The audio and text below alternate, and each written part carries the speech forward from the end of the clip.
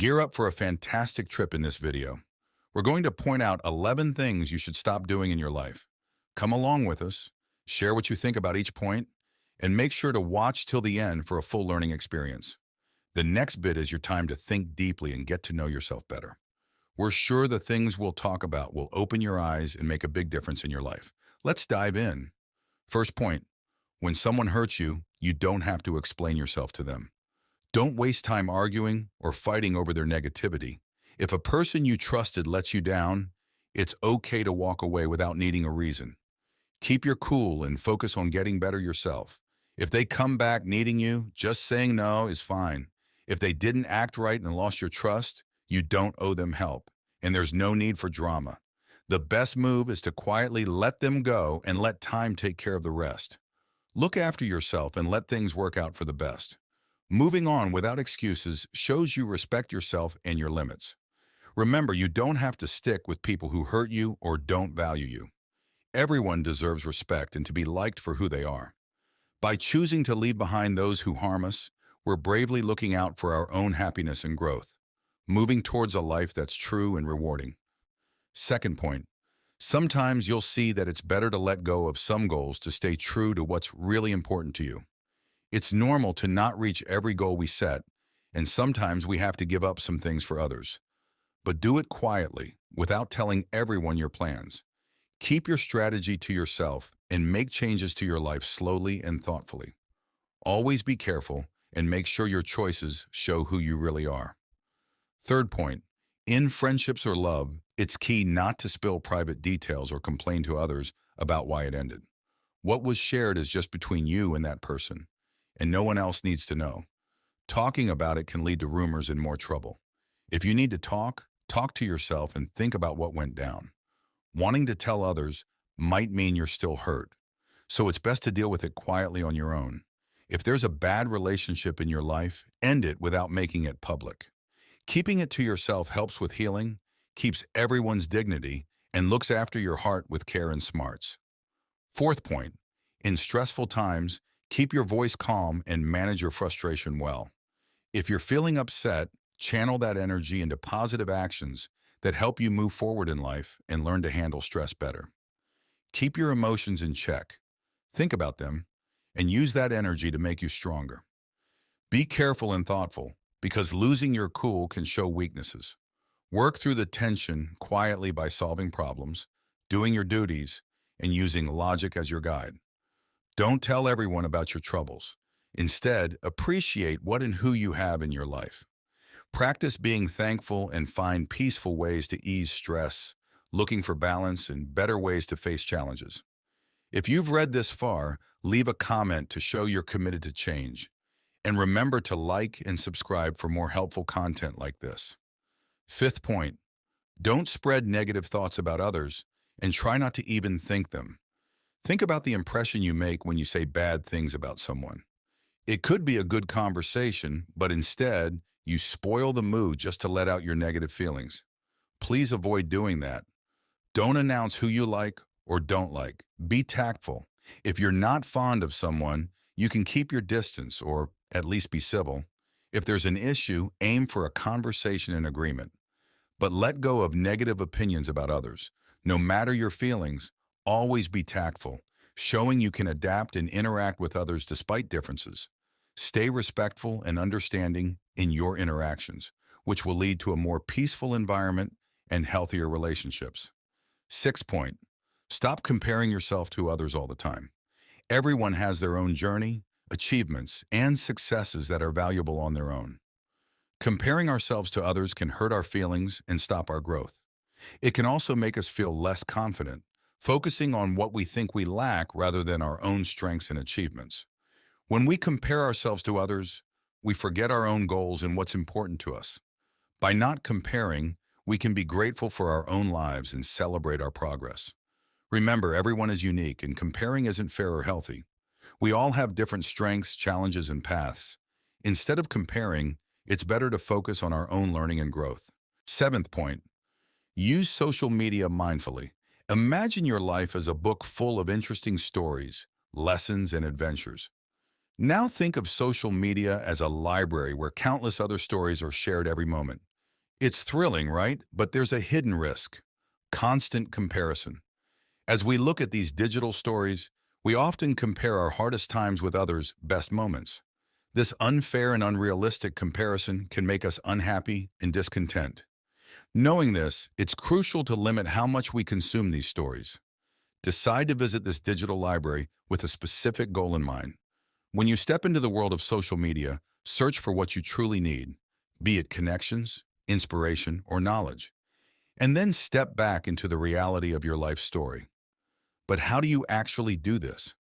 Start by setting specific times to check your social media, like during breakfast, a work break, or at the end of your day. This creates a routine that stops social media from taking over your life and thoughts. Another good approach is to question why you're going online. Ask yourself if you're there for something useful or just to pass time. This thinking helps you tell apart valuable use from just mindless scrolling.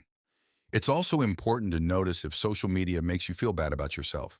If you feel worse after using it, maybe it's time for a break. Spend that time on things that make you happy in the real world, like reading, a hobby, or enjoying nature. These habits protect your mental health and let you appreciate your own life story without comparing it to others. Remember, we all have our own unique paths with ups and downs, successes and struggles. That's what makes each life story, including yours, so special. As we wrap up this discussion, think about how you can start a new chapter in your life today with less focus on the digital world and more on what's really important to you. Let's go on this journey of self-discovery and growth together. Take control of your life with the wisdom of the greatest philosophers. Stoicism in the 21st century is your guide to turning challenges into victories, stress into strength, and uncertainty into clarity. Click on the link in the pinned comment to start your Stoic journey towards a successful and fulfilling life. Get your ebook now. Eighth point, we often live in a world where people's value seems tied to what others think. But I invite you to experience the freedom that comes from letting go of this constant need for approval. Picture yourself on a stage, spotlight on you, surrounded by a crowd waiting to judge how you act, speak, and exist. Can you feel how overwhelming that is? Now imagine stepping off that stage into a calm, quiet space where the only opinion that matters is yours. This shows how important it is to listen to your inner voice more than the noise around you. When we chase after approval, we lose touch with our true selves and desires. It's like wearing clothes that don't fit just to make others happy. Think about the times you felt most satisfied. They were likely when you were true to your values, no matter what others expected. This is what it means to live authentically. But how do we do this every day? It begins with small steps. Next time you're about to decide something, ask yourself if it's really what you want or just what others expect. Trust your gut and know what you want and need. Another key thing is to build your self-esteem. Value your good points, celebrate your wins, and learn from your mistakes. Self-acceptance is a journey, and every little win matters. Lastly, be around people who support you being you. Find friends who respect your uniqueness and encourage you to be genuine. By freeing ourselves from the hunt for approval, we open up a path that's more true to us, a path where we're the main characters of our stories, written with honesty and bravery. And with that, we finish this topic, hoping it inspires you to live a life that's true to you, away from the need for others' approval.